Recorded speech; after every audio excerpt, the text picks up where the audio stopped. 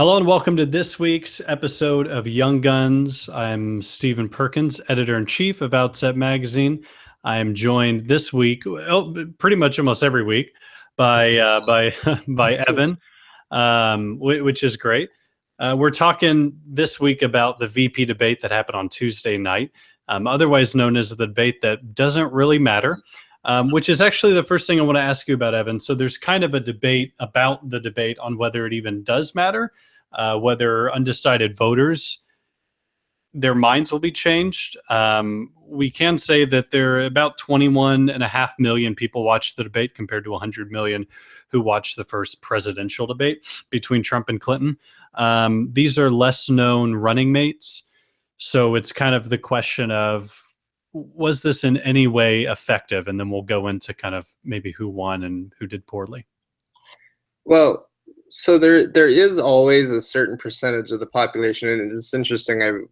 When I was taking a economic class in college, we kind of went over this. There is always a certain percentage of the population that will vote for a candidate because they have a better vice presidential candidate than the other guy did. So it does it's like less than 5% always, but polls are polls, and usually they don't lie unless they're online, obviously. So unless there are Twitter polls. Yeah. I think in this instance, I know it was a low turnout for people that watched it, and we'll get into that, but I think especially for a lot of people, they want to see, if we have to get rid of Trump, or we have to get rid of Hillary, or she dies because she's so sick or whatever, it's a very important question about who they pick to run the country, because, since the 12th Amendment passed almost, over 200 years ago, we haven't really gotten to pick the vice presidential candidate, or the vice president. And so I think people need to start giving it more attention. I think that the unpopularity of the two candidates at the top is going to kind of shift that trend away from ignoring the vice presidency, making it a joke that became a Louis Dreyfus money-making machine in Veep, towards an actual serious position that people need to pay attention to, at least during the election season, which would be a start in and of itself. Yeah, and way back when, it wasn't even so much picking the VP as it was just whoever came in second. Right. But so what I found interesting, and by the way, so our Twitter poll, our highly scientific Twitter poll, 14% said Kaine won the debate, 61% said Pence won the debate, 25% said not America. America did not win the debate. So that kind of shows where people are there. Yeah, so the VP debate was interesting to me this year because of the fact that you have obviously very well-known people at the top of the ticket, Donald Trump and Hillary Clinton, name recognition. Like the people who say that they don't know who those people are, I really wonder what they do with their lives that they don't know these people. So for Mike Pence and Tim Kaine, two people who are virtually unknown unless you're really into Democratic and Republican politics, I thought this debate was interesting because, as they say, a heartbeat away from the presidency, but also I think people were looking for something to convince them further. We still have millions of undecided voters who don't like Clinton and they don't like Trump. And I think they're like, if I had to make an educated guess, I would say that people were looking for the VP debate and seeing, who could maybe convince them to go the other way. I really don't think that it does that much convincing. Like you said, the results of that are pretty minimal. But it's an interesting question nonetheless, because it really is about, there's also this idea that the VP could potentially really have more power than the president. There was the idea that Cheney was the brains behind the Bush administration. And with Donald Trump, there was, if you remember the report about John Kasich being tapped for VP, they wanted to make him one of the most powerful VPs in history because he's someone who, like Hillary Clinton, is a policy wonk and really understands that. Mike Pence is kind of that way, maybe not as much as John Kasich, but the idea is that he's going to be a strong vice president as well, especially with domestic policy issues and things of that matter. In terms of who won the debate, I think it was interesting to hear. I usually don't listen to a lot of the post-debate recap from the media outlets, just because I think it's just a bunch of groupthink that Well, it's just nonsense. the, But this, go ahead. what's that? I'm sorry. No, I mean, even they were saying they weren't saying as enthusiastically as conservatives were that Pence won, but they were acknowledging that Pence had the upper hand of the night. I wrote in my review that it wasn't that Tim Kaine was unprepared; it was that he was potentially overprepared. He was nervous. His points were jumbled. He many times came to points that he mentioned earlier, and he was just like, "Oh, I want to bring this up again." A good example of that was with Trump's taxes, and so I'm interested. I mean, I kind of have an idea of what your view on that is, but what did you think about Pence's performance compared to Tim Kaine's performance? Well, I think Pence has done this before, in the sense that he hasn't run for president, obviously, but he spent several years in the House where the debates are not as august as they are in the Senate, where Tim Kaine is. So I think that he naturally had a more calm and collected presence about him that I think really aided him. And you were right, it seemed that Tim Kaine really just wanted to hammer all of his points home, all at once, and he couldn't really do that because it was almost as if Tim Kaine had prepared to debate Donald Trump, and because that's Donald Trump's style, too. But Mike Pence is not Donald Trump. And so when you really kind of had polar opposites, it seemed like, from the presidential debate. You had calm and collected Hillary Clinton versus fiery and explosive Donald Trump. And over here you had, explosive Tim Kaine versus relatively calm and collected Mike Pence. And I think that it was an interesting contrast to see. And as far as overall who won, I think it was interesting. All the media pundits were saying that they gave Mike Pence the night, but they weren't sure if he would win the week once the media had a chance to, sick their fact checkers on him, which I took to mean, well, once the media has 6 days to, quash any and all, dissent as to who should have won the debate, whether or not who actually won the debate. So I think nothing changed on that end, but I don't think we were going to see, we weren't going to see anything new out of that. I don't think the media was suddenly going to warm up to Mike Pence, and I don't think they'll ever warm up to Mike Pence. So I think both of these vice presidential candidates had the advantage going into this, that they're not very well known. I really enjoyed, kind of just in a nerdy way, getting to know these people and like what their temperament was like. And you're absolutely correct. Mike Pence is completely the opposite of Donald Trump. And he seems more policy focused, but also he was just very cool and collected and was able to kind of deliver maybe not an effective defense of Donald Trump. He didn't do that as well as he could have, although arguably it's extremely hard to do that in the first place. Yeah. But he did. I think he kind of, as they say, carried out that indictment of Hillary Clinton fairly well. Mm-hmm. One of the more interesting moments was talking about defending Donald Trump.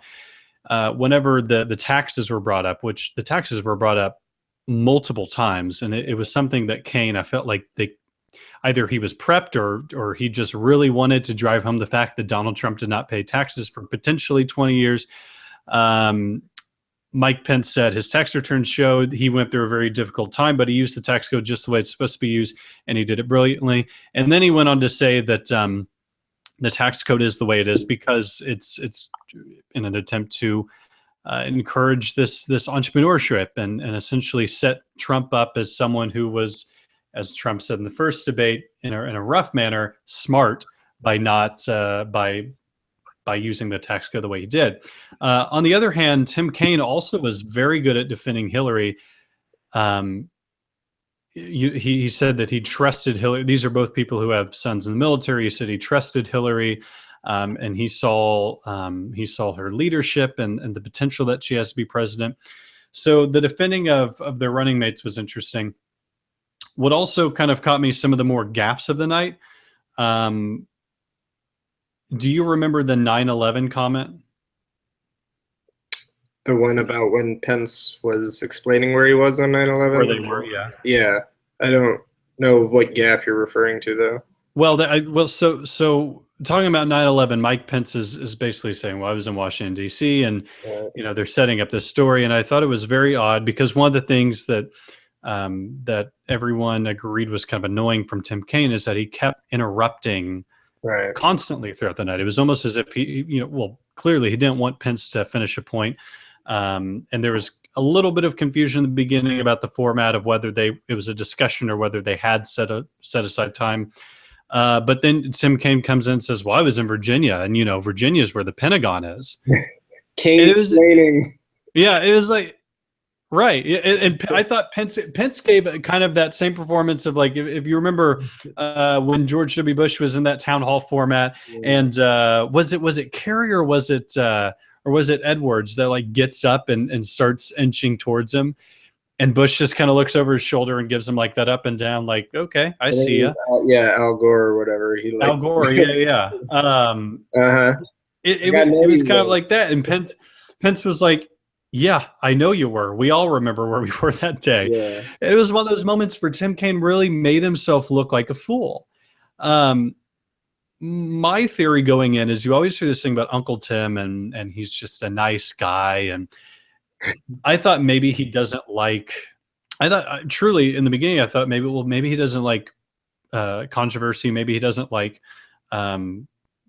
tension and kind of fighting. So maybe that was kind of why, but then his willingness to kind of interrupt on anything at any time was just annoying, and I think that was kind of a consensus that it was annoying. But the 9/11 thing I thought was just an example of how odd his strategy was. You don't interrupt a politician's story on 9/11. I know it's a really cheap shot.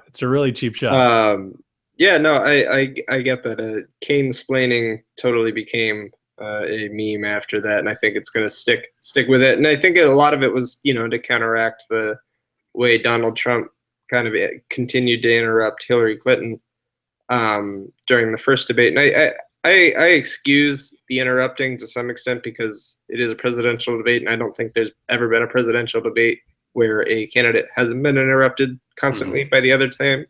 But, you got to choose your battles. And I understand that Donald Trump didn't choose his battles. And that's why I think they were kind of preparing for Mike Pence to act like Donald Trump, so they could actually get, their words and edgewise in.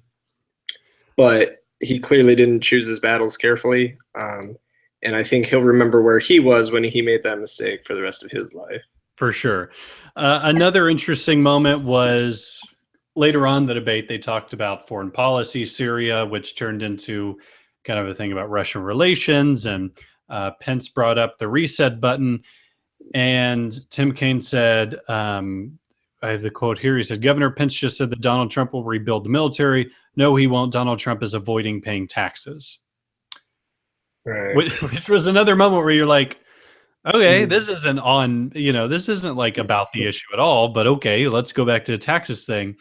And the moderator quite interestingly said this was a question about Aleppo, Senator. And it's another one of those moments. But so I guess kind of that take home point is that, would you agree that maybe Tim Kaine prepared too much and that he was more prepared to kind of like deliver some zingers and deliver some one-liners than actually, because I don't think he thought that they were going to get that deep into issues. I thought that maybe he was thinking that they were just going to kind of scratch the surface. Right. Well, it was weird that, I don't know if it was over preparedness, but I thought it was just weird that it seemed like he was going to steal the thunder from Hillary Clinton, because wouldn't it make more sense to bring these things up Hillary Clinton to bring these things up during his debate with her debate with Donald Trump. You know, when he's right there and he has to answer for it. You know, taxes here, taxes there. Tim Kaine and Hillary Clinton have no idea whether or not Donald Trump actually paid any taxes after 1995. And like, so, and I think Mike Pence handled it really well. He's like, you have no idea what he paid. You know, you have no idea what he paid. And so why are we continuing to talk about this? If Donald Trump wants to talk about it, that's his own issue. I'm saying, you know, he should talk about it, but like for Tim Kaine to keep bringing it up before even Hillary Clinton has a chance to confront Donald Trump about it, I think was really unwise politically on his part. But it's this interesting dynamic in a vice presidential debate that you're not really there. In theory, you're there to like debate kind of the platform of your candidate, but the elections don't happen as we study them. But really it turns into, can you defend your running mate?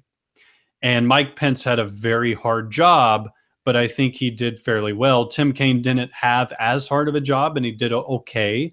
But I mean, yeah, it was a lot of speak on Donald Trump's behalf, and Pence doesn't even know the full story, I'm sure.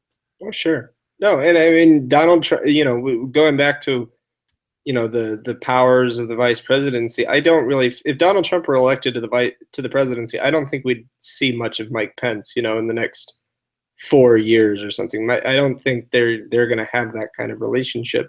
So it made it very difficult for Pence to actually go up there and, you know, talk about these kinds of things because he probably can't even get an answer out of Donald Trump.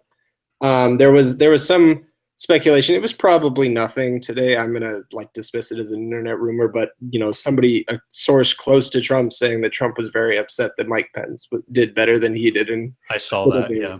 So because now he has to rise up to that level. Sure. He has to be decent. Oh my God, that's so hard. Yeah. For Trump to do. So I think that I don't like the way that the VP debates are run in general. I don't think it should be. You know, what's your policy? You know, how can you defend your running mate? Because that's what we have talking heads on the television to do for us. And I think it really should be, you know, well, what's your position? And if the president is somehow incapable of doing their job, which I think this is the first election, you know, in recent memory, that would be actually a problem, you know, a real serious problem. Although we even had, you know, during the war on terror, you know, what if Bush was assassinated? And during Clinton's administration, what if Clinton actually was impeached for, you know, and Gore had to take office? So these things are happening quite a bit. And I don't think it's unfair to say that when you pick a running mate, it's okay to have disagreements, but be able to let's make sure they're competent, not have another assurance that your running mate is competent. Yeah, and I agree. I don't think it's crazy because the first question was essentially if the president could no longer act, would explain how you would be a good acting president, and I don't think that's crazy at all. That's just the reality. And just one more thing with like defending the running mate, and I agree that it should be about the competence of the running mate, but you know, the fact checking of the night. The one way that I will say Tim Kaine won is that the facts were on his side more than they were on Mike Pence's side, which isn't saying much. But Mike Pence, the fact checkers all agree that he said. But the biggest thing that Pence said last night that is just categorically not true was when Kaine kind of had this laundry list of things that Trump has said in the past. Mm-hmm. Mike Pence says he didn't say any of that. That's nonsense. He didn't say any of those things. And if he did say those things, then we would be having a different discussion. The challenge is that he did say those things, and some of the things were Mike Pence said about Vladimir Putin. He said those things as well. Right. And that was an awkward moment in the debate. It wasn't checked like they didn't have a Candy Crowley moment where. He did, Governor. Yeah. Right. Yeah. No, he did say all these things, but nonetheless, I think it came up. I think a lot of that, and I forgive Mike Pence to some extent for that, because we all know that when Trump says something, he usually doesn't mean it in the way that he says it, or at least. Well, then you're talking about what he implied. Yeah, well, and that's, I think, different, and I think that's what Mike Pence was trying to get at more than by saying, no, well, he didn't really mean that. It's like Gary Johnson actually not knowing what Aleppo was. Of course, Gary Johnson actually knows what Aleppo is, but he doesn't always say it in the way that he means. He doesn't Yeah. always mean for it to come out the way that it does sometimes. So, and I chalk that up to a lot of the things that Trump says. That I'm not saying I excuse everything Trump has ever said on every issue, but that's, it's like Joe Biden himself many times does not say the things correctly the first time or even the second time. So I think, did Donald Trump call Putin a strong leader or something? Yeah, of course he literally said that, but is that what he was actually trying to get at? I don't know. And I think that's what Pence was really trying to allude to. And that's very hard to do in the span of a TV debate. And I get that, but I wouldn't be so quick to say, well, yes, he literally said that, and that's an important thing, and therefore wrong, and blah, because Donald Trump, especially, sometimes we just don't always mean what we say. Yeah, well, just in general, the he said, she said politics is messy, and then you get into this campaign where so much has been said, and it's like you can't really keep up with everything, and you talk about what they really meant to say, and it gets into this whole new gray area. But interesting for sure. So now the big question is, will Trump, granted maybe that he's not mad at Mike Pence, will Trump take away some of the strengths that Mike Pence had last night, and will he implement that into his own debate performance this coming Sunday? What do you think the Trump campaign is advising him on in terms of debate prep for Sunday? Well, if they were they're probably advising him to do everything that Mike Pence did and then some. But is it possible? Well, I think it's possible in that Donald Trump's going to be talking to people. It's a town hall debate. The people are the thing that he thrives off of, supposedly. He talks about, speaking up for the middle class. Well, he can't really be interrupting the middle class and claim to speak for them at the same time. So I think we're actually going to see a more reserved Trump just because the nature of the debate is a town hall. Whether or not that's going to carry on to the third debate, which I think is back to being a regular debate, I don't know. I would hope so, only for Trump's sake. But then again, I don't even want Trump to win, so I don't really have. I hope he fails again, but doesn't completely go off the rails, because I do want to save the party at the end of the day. Well, I mean, there's just you can't.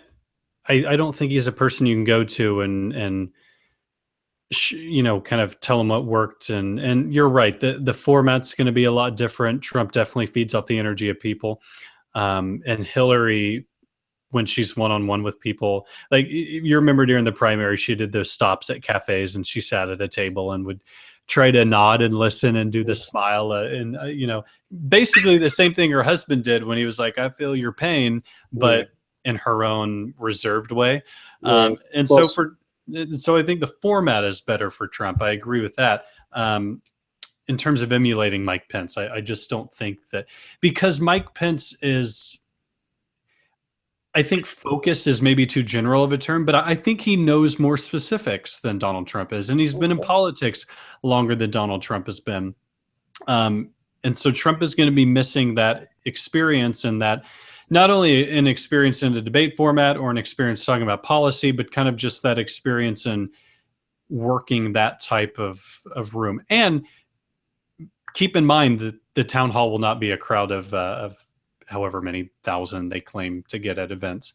It is going to be a more intimate gathering, which there is an argument to be made there. Some people do better.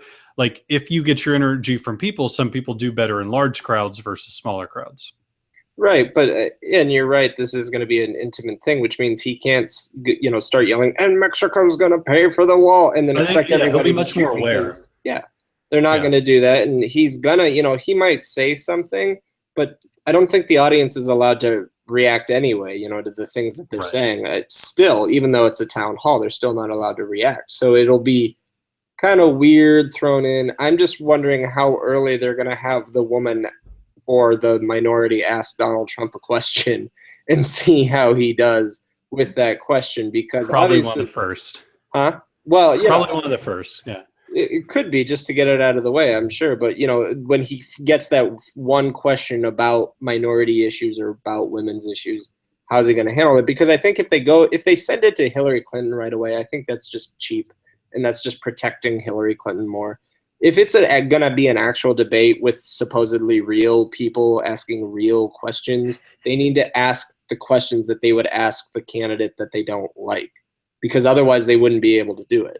I And agree with that. are we going to see that? Probably not. They're probably going to protect both the candidates to not embarrass them too much. I just hope Trump's microphone works perfectly, so he really has no excuse to complain about his terrible performance. It'll be a lapel mic this time, since they're in town hall format. He'll be getting up and moving around. I don't know. I mean, well, what was it in 2012? It was the high altitude in Denver. So we always come up with some sort of excuse. In the town hall, maybe it's going to be someone was looking at. But Trump, the thing I thought about when you were saying that is, Trump in the first debate got thrown off because Hillary said something that triggered him.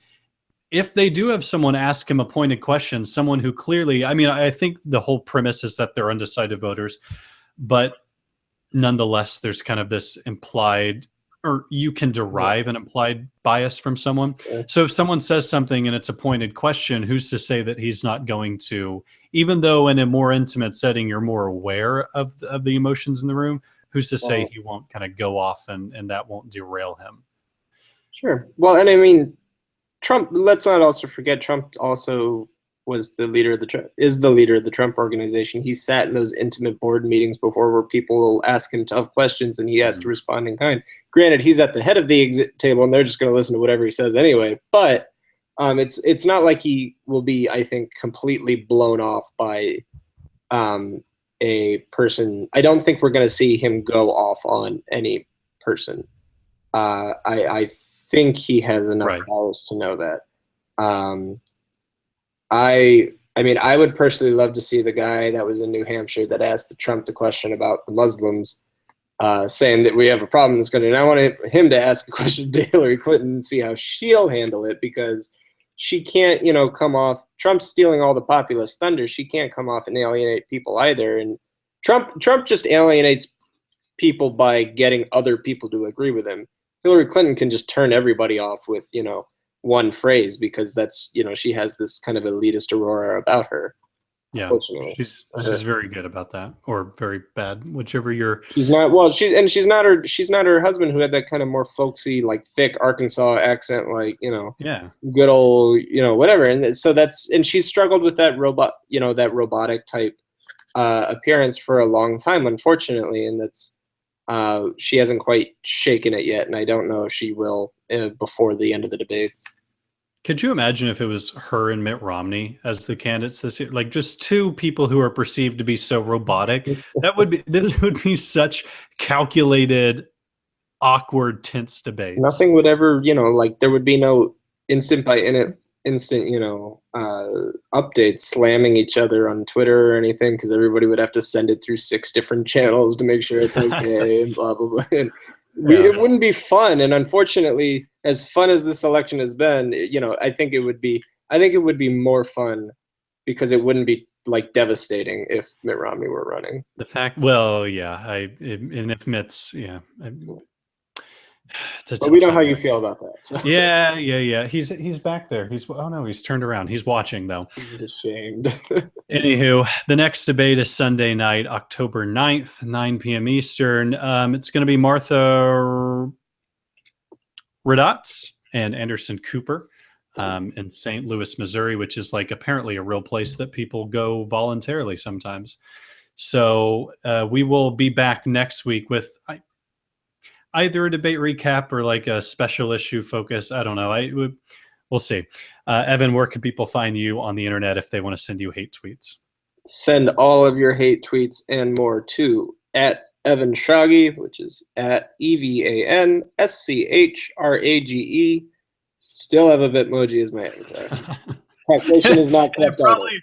It probably will never change. Probably not. Probably will never change. You can follow the Outset Network at Outset Network, Facebook.com/Outset Network. If you want to send me hate tweets at Steven_Perkins, that's Steven with a PH. And until we see you next time, take care. Thank you, Evan, for joining me this week. Thank you.